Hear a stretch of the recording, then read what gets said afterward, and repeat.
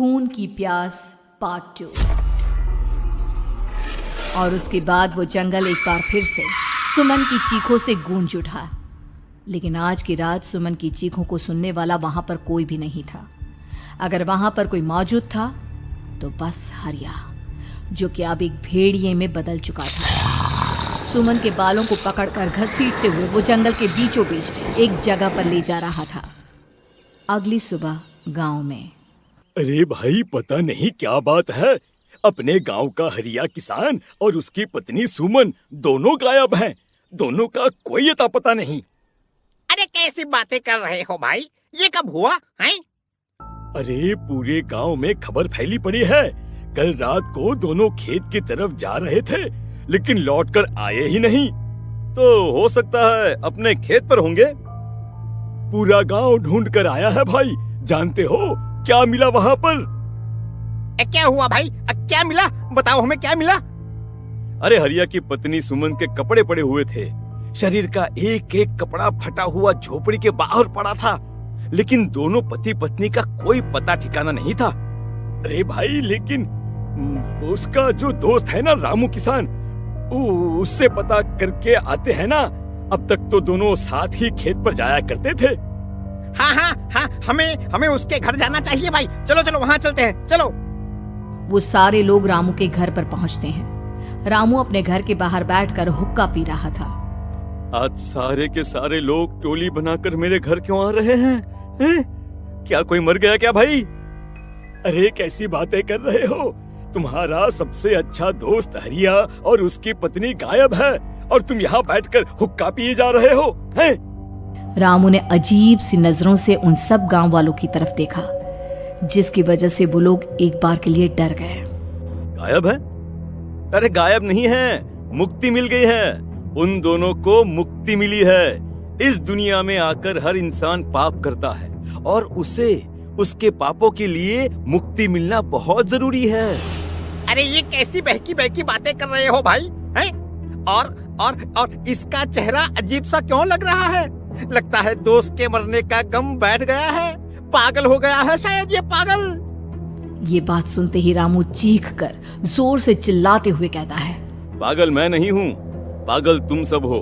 और ये शैतानी जंगल अब तुम में से किसी को नहीं छोड़ने वाला, सबको खा जाएगा। याद रखना मेरी बात। शैतानी जंगल? कैसा शैतानी जंगल? लगता है रामू पागल हो चुका है। हमें यहाँ से चलना चाहिए भाई। चलो चलो चलो। तभी रामू की पत्नी बाहर आती है। नहीं, आप लोग इनकी बात का बुरा मत मानिए। 2 दिन पहले हरिया के साथ खेत पर गए थे। जब से वहाँ से आए हैं तब से ऐसी ही बातें कर रहे हैं। भगवान जाने ऐसा क्या देख लिया उन्होंने, खेत में कुछ भी बड़बड़ाते रहते हैं। लेकिन गांव के लोगों ने कमला की कोई बात नहीं सुनी और वो सब वहां से चले गए। रात अब धीरे धीरे ढलने लगी थी। तभी अचानक किसी ने धीमी सी आवाज में रामू को पुकारा। रामू, आ जाओ, मैं तुम्हारा इंतजार कर रहा हूँ। और सुनो, अपनी पत्नी को साथ लेकर आना, नहीं तो काम अधूरा रह जाएगा। ये आवाज सुनते ही रामू के चेहरे पर शैतानी मुस्कुराहट आ जाती है। वो धीमे कदमों से अपने घर के अंदर आता है। क्या हुआ? तबीयत ठीक है ना अब आपकी? मैं तुझे अपने साथ खेत पर ले जाने आया हूँ, चल। मैं तुम्हारे साथ कहीं नहीं जाने वाली। मुन्ना गहरी नींद में सो रहा है और उसे अकेला छोड़कर मैं तुम्हारे साथ खेत पर नहीं आ सकती। वैसे भी तुम्हारे उन खेतों में भगवान जाने कौन सा राक्षस घूम रहा है, मुझे तो डर लगता है। रामू गुस्से में दांत पीसता अपनी झोपड़ी से बाहर आ जाता है और कमला गहरी नींद में अपने बच्चे के साथ सो जाती है। तभी अचानक रात को रामू की झोपड़ी के ऊपर एक साया वही गाना गुनगुनाते हुए घूमने लगता है जो हरिया के मोबाइल में बजा करता था। मैं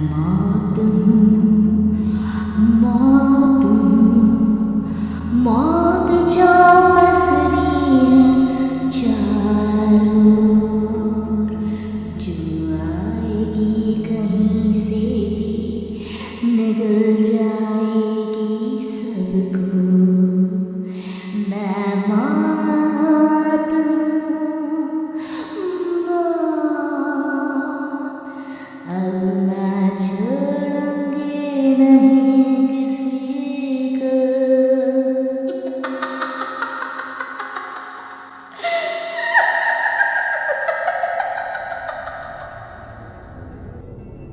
ये आवाज सुनकर रामू की पत्नी कमला की आंख खुलती है और वो देखती है कि उसका मुन्ना अपनी जगह से गायब था।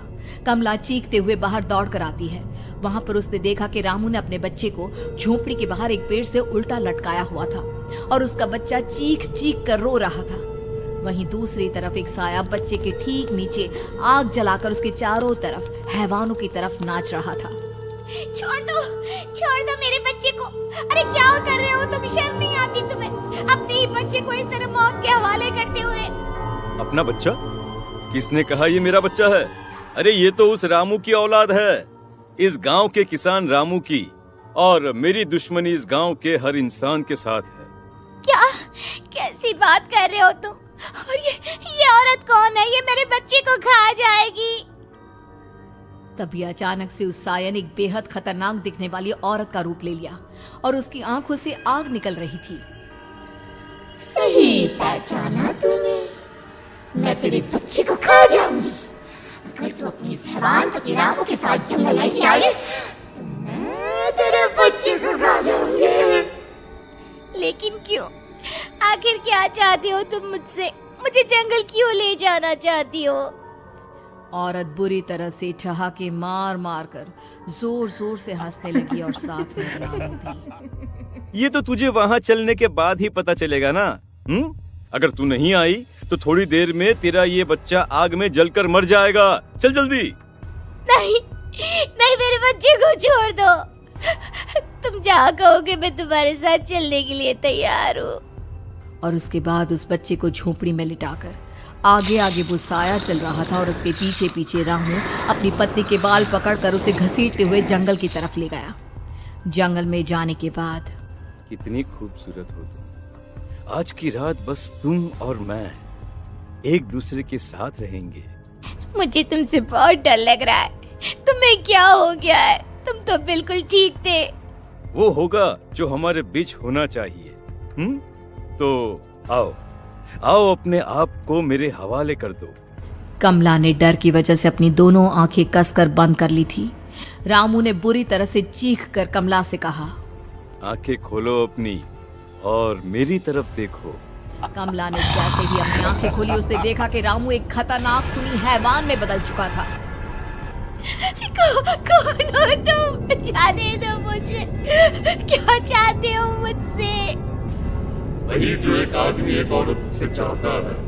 मैं तुम्हारा पति रामू नहीं बल्कि इस जंगल का एक भेड़िया हूँ और आज की रात तुम्हारे खून से अपनी प्यास बुझा जाऊं। और उसके बाद वो जंगल कमला की दर्दनाक चीखों से गूंज उठा। अगली सुबह कमला के कपड़े भी जंगल में उसी तरह पाए गए जैसे कि सुमन के पाए गए थे। इस घटना के बाद पूरे गांव में दहशत का माहौल था। अपने माँ बाप की मौत और गांव में हो रहे इस तरह की घटनाओं की खबर सुनकर किशन शहर से गांव लौट आया था। अपने माँ बाप की बेदर्द मौत की वजह से वो बहुत परेशान था। तभी अचानक उसे अपने घर में खाट के नीचे पड़ा हुआ वो मोबाइल फोन मिला जो उसने अपने पापा हरिया को गिफ्ट किया था। अरे कितने प्यार से पापा के लिए मोबाइल फोन लेकर आया था। इसे एक दिन भी काम में नहीं ले पाए। और आखिर कौन है जो गांव में इस तरह की हत्याएं कर रहा है? क्या है इन सब के पीछे? क्या है? मुझे पता करना ही होगा, वरना एक दिन पूरा का पूरा गांव खाली हो जाएगा। इस गांव में एक भी जिंदा इंसान नहीं बचेगा। गांव के लोगों की मदद करने के इरादे से किशन अपने गांव से दूर एक दूसरे गांव में बहुत बड़े तांत्रिक के पास मिलने के लिए गया। तांत्रिक बाबा, अब आप ही कुछ उपाय बता सकते हैं। भगवान जाने हमारे गांव को किसकी नजर लग गई है। नजर नहीं लगी है, किसी ने तुम्हारे गांव को बद्दुआ दी है। किसी सताई हुई आत्मा का प्रकोप है और अब वो पूरे गांव में किसी को नहीं छोड़ेगी जब तक उसकी आत्मा को शांति नहीं मिल जाती। अरे लेकिन ऐसा कौन है बाबा? किसकी आत्मा है और कैसे मिलेगी उसे शांति? मौत है, मौत कहीं से भी आएगी और सबको निगल जाएगी। इससे बचने का सिर्फ एक ही उपाय है, लेकिन उस उपाय को करना आसान नहीं होगा। जो भी उस उपाय को करने की कोशिश करेगा उसकी जान जा सकती है। भले ही मेरी जान चली जाए, लेकिन मैं अपने गांव के लोगों की जान बचाने की पूरी कोशिश करूंगा बाबा। तो ठीक है फिर, अगली अमावस की रात जैसा मैं कहता हूँ वैसा ही करना। अमावस की रात तांत्रिक के बताए अनुसार किशन अपने साथ केरोसिन लेकर जंगल की तरफ चल पड़ा। उसके हाथ में देवी के मंदिर का सिंदूर भी था। किशन जंगल के बीचों बीच पहुंचा। ये देखकर उसकी आंखें फटी की फटी रह गई। वहां एक उबलते पानी का तालाब था और कई लोगों की लाश लटक रही थी। किशन की माँ बाप की लाश भी वहीं थी। माँ, बापू, क्या हो गया? ये क्या हो गया? तभी वहां पर एक औरत और आदमी आते हैं। उन्हें देखकर किशन चौंक जाता है। गोपाल काका, आपकी तो 5 साल पहले मौत हो गई थी। और निर्मला काकी, आप? मौत तो हो गई थी, लेकिन तुम ये नहीं जानते कि हमारी मौत कैसे हुई थी। क्या कहना चाहते हैं आप? कुछ नहीं, बस ये जान लो कि अब इस गांव में कोई जिंदा नहीं बचेगा। लेकिन क्यों काकी? क्योंकि 5 साल पहले इन गांव वालों ने मुझे डायन बताकर पत्थर मार मार के मार डाला। मेरी कोई गलती नहीं थी। गांव का एक बच्चा क्या लापता हुआ, सारा इल्जाम मेरी पत्नी पे डाल दिया। और जब मैंने निर्मला की जान बचाने की कोशिश की तो मुझे भी मार डाला। आपके साथ ये बहुत गलत हुआ काकी, लेकिन आप जो कर रहे हैं वो भी सही नहीं है ना? तुम यहाँ से चले जाओ वरना तुम भी नहीं बचोगे। हमारी आत्मा पिछले 5 साल से मुक्ति के लिए भटक रही है। चले जाओ यहाँ से। मौका देखकर किशन सिंदूर उन दोनों के ऊपर डाल देता है। उनका शरीर जलने लगता है और वो भयानक तरीके से चिल्लाने लगते हैं। अगले ही पल किशन उनके ऊपर केरोसिन डाल देता है और वो दोनों जल जाते हैं। किशन अपने माँ बाप और दूसरी लाशों का अंतिम संस्कार करवाता है और अपने घर लौट आता है। लेकिन वो अभी भी इस बात से अनजान है कि मोबाइल अभी भी बज रहा था। मैं